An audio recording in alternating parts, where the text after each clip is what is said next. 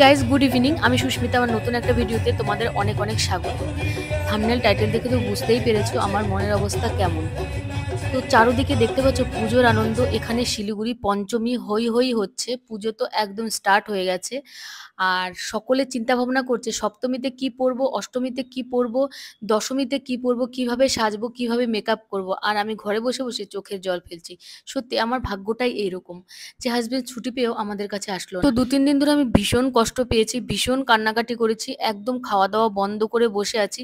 চারদিকে এত পুজোর হই হই ঢাক বাজছে, কিন্তু আমার মনে একটুখানিও শান্তি নেই। বরকে আমি ধরে রাখতে পারলাম না, এতদিন পর পুজোর সময় ছুটি পেয়েও কিন্তু আমাদের কাছে না এসে বাড়িতে চলে গেল। প্রায় 6 মাস হয়ে গেছে আমাদের সাথে দেখা হয়নি, তবুও কিন্তু আমাদের কাছে এলো না।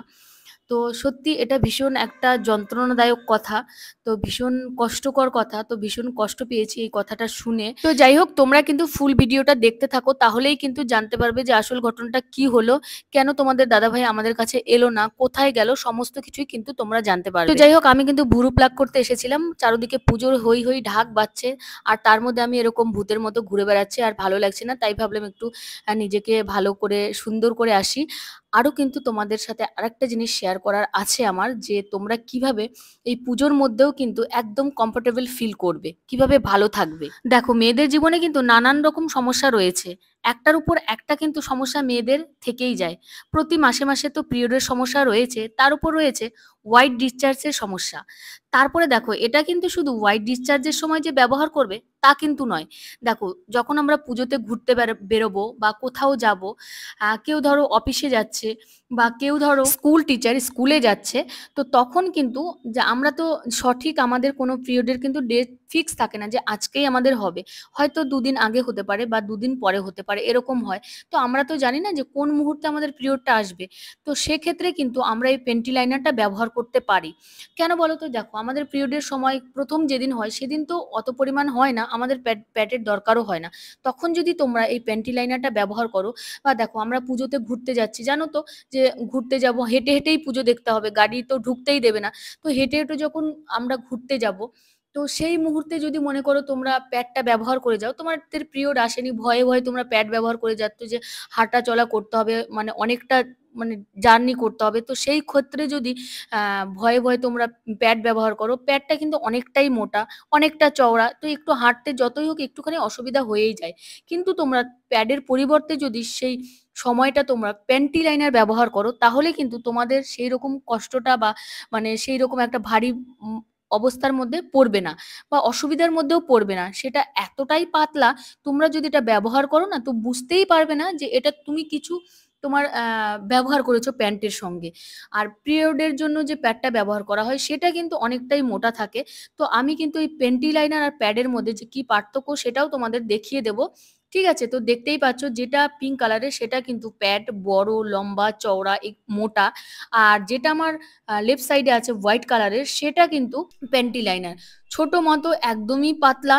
এটা শুধু যে তোমরা হোয়াইট ডিসচার্জ বা পিরিয়ডের একদিন আগে বা 2-3 দিন পরে ব্যবহার করবে তা নয়, এটা কিন্তু লিকেজেও তোমরা ব্যবহার করতে পারো। যারা এজেন্ট মহিলা পুজো দেখতে যাবে, দেখা গেলো তাদের ঘন ঘন শুশু এসে যায়, তো তারাও কিন্তু এই হোয়াইট ডিসচার্জটা ব্যবহার করতে পারবে পুজোর মধ্যে। কিন্তু ভীষণই একটা উপকারী জিনিস হচ্ছে এটা পেন্টি লাইনার। অবশ্যই কিন্তু তোমরা যাদের এইরকম লিকেজের সমস্যা আছে, তারপরে যাদের এই পিরিয়ডের সমস্যা 1-2 দিনের মধ্যে হতে পারে, ভয়ে ভয়ে আছো, তারা কিন্তু এটা ব্যবহার করতে পারো। এটা কিন্তু ভীষণ ভালো, আমি নিজে বলছি, কারণ এভারটিনের প্রত্যেকটা প্রোডাক্ট কিন্তু ভীষণ ভালো। আমি কিন্তু 1 বছর ধরে এভারটিনের প্রত্যেকটা প্রোডাক্ট ব্যবহার করি। এভারটিন কিন্তু ফিমেল হাইজিন মেনটেন করে প্রত্যেকটা প্রোডাক্ট তৈরি করে। তোমরা কিন্তু নিশ্চিন্তে এভারটিনের প্রত্যেকটা প্রোডাক্ট ব্যবহার করতে পারো। আর এই যে এবারে আমি তোমাদের কাছ থেকে ভালো করে দেখিয়ে দিচ্ছি দুটোর মধ্যে কতটা পার্থক্য। দেখতে পাচ্ছ, এটা মোটা, চওড়া, লম্বা, আর এটা কিন্তু একদমই পাতলা, আর একদমই মানে এতটাই পাতলা যে তোমরা যদি ওই প্যান্টে লাগাও, তো তোমরা বুঝতেই পারবে না কিছু ইউজ করেছো, তোমাদের কোনো আনকমফোর্টেবল ফিল হবে না। তো তোমরাও যদি এই প্রোডাক্টটা পেতে চাও, তাহলে কিন্তু অবশ্যই আমার ডেসক্রিপশন বক্সে লিঙ্ক আছে, সেইখান থেকে পারচেস করে নিতে পারো। আমার কাছে ভীষণই উপকারী একটা প্রোডাক্ট। আর এই প্যান্টি লাইনারটা কিন্তু পিরিয়ডের প্রথম দিন আর পিরিয়ডের 3-4 দিন পরে, আবার হোয়াইট ডিসচার্জের সময় আর লিকেজের সময় তোমরা ইউজ করতে পারো। কিন্তু পিরিয়ডের সময় যখন আমাদের মেন পিরিয়ডটা চলে মানে ১ দিন পরে ৩ দিন পর্যন্ত তখন কিন্তু তোমাদের প্যাড ব্যবহার করতে হবে। তো দেখতেই পেলে যে কত ভালো একটা প্রোডাক্ট তোমাদের সাথে শেয়ার করলাম তোমাদের পুজোতে যাতে ভালো কাটে, আনন্দে কাটে। তো সেই জন্যই কিন্তু আজকের আমার এই প্রোডাক্টটা শেয়ার করা তোমাদের সাথে, যাতে পুজোতে তোমরা কোনো প্রবলেমের মধ্যে না পড়ো, ভালো করে ঠাকুর দেখতে পারো, আনন্দ করতে পারো, ঘোরাঘুরি করতে পারো। তো যাই হোক, এবার হচ্ছে দ্বিতীয় কথা।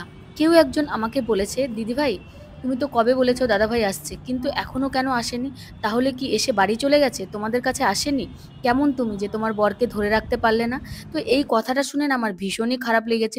কারণ দেখো, অতদিন পর 6 মাস পরে আমার হাজবেন্ড আসছে, তারপরেও যদি এই কথাটা বলে যে দিদিভাই তোমার হাজবেন্ডকে তুমি ধরে রাখতে পারোনি, সে তোমাকে ফেলে চলে গেছে, বাড়ি চলে গেছে, ঠিক হয়েছে, এরকম করে বলছিল। তো এটা শুনে আমার ভীষণই খারাপ লেগেছে, ভীষণই মন খারাপ হয়েছে।